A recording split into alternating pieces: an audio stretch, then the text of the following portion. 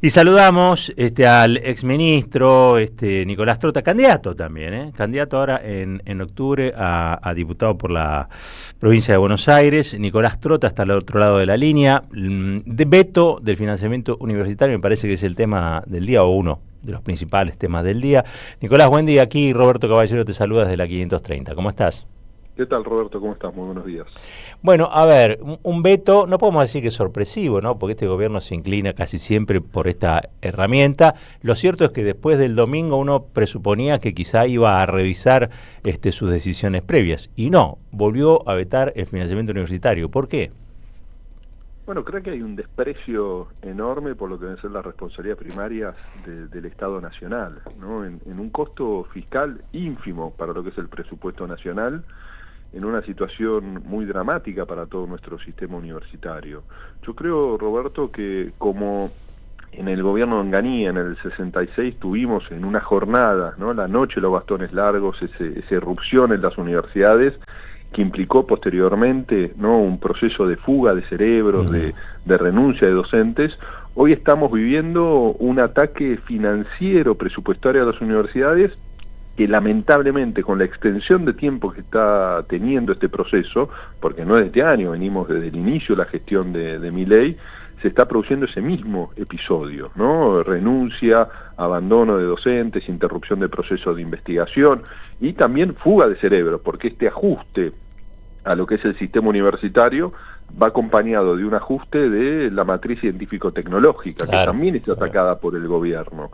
Entonces creo que no se puede construir una realidad de transformación social, ¿no?, en el marco de estas políticas de ajuste que fueron condenadas el día domingo en la provincia de Buenos Aires, donde está el 40% de la población argentina, donde además están asentadas muchísimas universidades en el interior de la provincia, las universidades del Bicentenario que fueron creadas en el gobierno de Cristina Kirchner, que creo que muchos de esos votos, ¿no?, a favor de Fuerza Patria, pero principalmente inclusive votando otras expresiones políticas, fueron en contra del ajuste universitario que se está viendo, que repercute en Varela por el ajuste a Jaureche, que repercute en Moreno por ajuste a la Universidad Nacional de Moreno, y así en cada uno de los distritos donde se empezaron a construir nuevas mayorías condenando estas políticas del gobierno, que creo que el mensaje tiene que ser aún más contundente en octubre para que tengamos sí o sí de cara a los próximos meses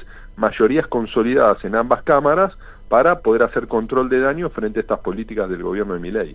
A ver, pensando ya en la elección de octubre, ¿no? Digo, quedó también en evidencia hace muy poquito la importancia de que haya manos suficientes como para, por ejemplo, rechazar el veto. Digo, la oportunidad pareciera estar presentada para que la gente reaccione, ¿no?, frente a esto. Digo, hay una movilización de toda la comunidad universitaria, hay un paro, pero también es cierto que electoralmente a esto se le puede poner un límite.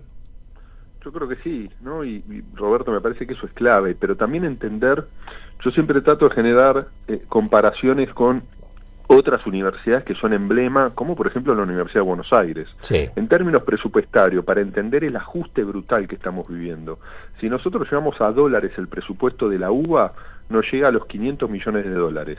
Si llevamos el presupuesto de la Universidad Nacional de Córdoba, no llega a los 150 millones de dólares. Estamos hablando de las universidades más tradicionales y más potentes de Argentina en cantidad de estudiantes, en cantidad de facultades, pero también en proceso de investigación, de creación de conocimiento, y además son universidades que tienen hospitales universitarios, ¿no?, ambas.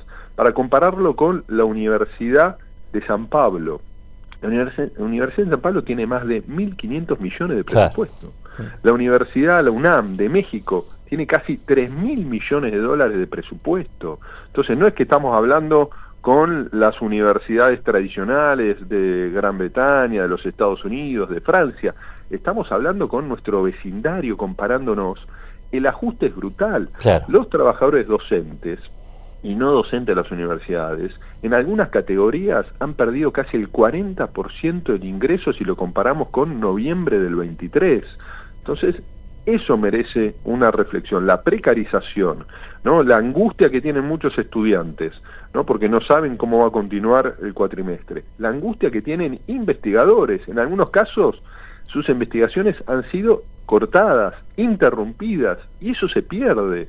Y un docente que abandona la universidad porque no le alcanza su ingreso, porque interrumpieron su proceso de investigación, se puede ir al sector privado, nacional, pero el peor de los escenarios es que emigre, ¿no? Y eso después cuesta mucho recuperarlo.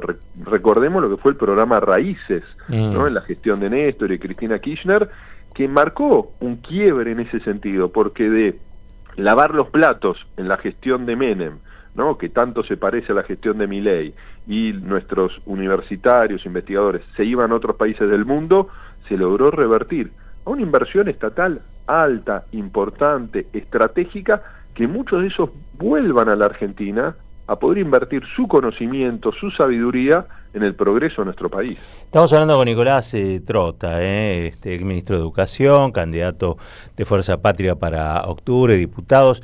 Yo lo que estaba pensando también es la deuda que se está generando con el sistema, ¿no? Porque digo, probablemente después haya un gobierno de nuevo signo, que ponga un poco las cosas en orden, y va a tener que recontratar a esos docentes y va a tener que ofrecerle incentivos a esos docentes que hoy quizá para suplementar algo de su salario hacen Uber o están en alguna de las aplicaciones, digamos, o otro tipo de trabajo, o se dedican a otra cosa, no tiene nada que ver con la universidad, porque, a ver, ha pasado, hemos tenido gobiernos neoliberales, lo que nunca pasó es que las universidades cerraran. En algún momento se van a reabrir y se va a repotenciar el sistema, pero va a haber que hacer una inversión enorme bajo siempre la vigilancia del Fondo Monetario Internacional, lo cual también es un problema. No, por supuesto que es un problema. Y ayer, te cuento, Roberto, por ejemplo, estaba en una reunión con un investigador muy prestigioso de la Universidad Nacional de Quilmes, que tiene un equipo de 5 investigadores. Los recursos anuales que le puede dedicar la universidad a su proyecto de investigación, anuales, son 600.000 pesos para todo ese equipo. No. Me dice, no logro cubrir el combustible para hacer el trabajo de campo, ¿no? Entonces, eso es lo que estamos viendo, y eso termina en, bueno, me tengo que buscar otro laburo, ¿no? Y todo ese capital social de conocimiento que construimos lo perdemos. Por eso es hoy imposible cuantificar el daño generado por Javier Milei en ese sentido, ¿no? Porque el proceso de, como vos planteás, de reconfiguración, de recupero, es mucho más costoso, porque además perdimos la oportunidad de seguir ciertos procesos importantes en términos de conocimiento. Entonces creo que eso merece una reflexión total, porque todos estamos golpeados por el ajuste de Javier Milei, ¿no? Porque transitamos las universidades nacionales, porque tenemos un hijo, un primo, o porque tenemos un familiar con discapacidad que se le han afectado sus prestaciones, porque tenemos un padre jubilado que le cortaron los beneficios del medicamento gratuito desde el PAMI. Bueno, todas estas cosas merecen una reflexión de qué modelo de país, cómo le ponemos un freno a la crueldad y a la destrucción del Estado, porque esto no ha funcionado en ningún lugar del mundo, y este ajuste tan brutal no lo vivimos ni siquiera, para poner un ejemplo, en la gestión de la Alianza, que López Murphy hizo un ajuste, a la semana renunció, pero nada que ver ese ajuste con la brutalidad que estamos viviendo hoy en términos del financiamiento universitario. Total. Nicolás Trota, muchas gracias por este ratito. No, muchas gracias, Roberto. Un abrazo. Nicolás Trota, ex ministro de Educación, candidato de Fuerza Patria, uno de los que se comprometen, obviamente, a levantar el brazo en contra de este tipo de vetos y en contra de las políticas aplicadas por este gobierno de ajuste y recorte, ordenado por el Fondo Monetario Internacional, ¿no? Si vamos a decir las cosas, digamos el nombre y el apellido de las cosas. 22 minutitos pasaron de las 8, nos vamos a una tanda, cuando regresamos, esto sigue hasta las 10. Deja tu mensaje en nuestra línea de oyentes de WhatsApp, 11 3200 0530.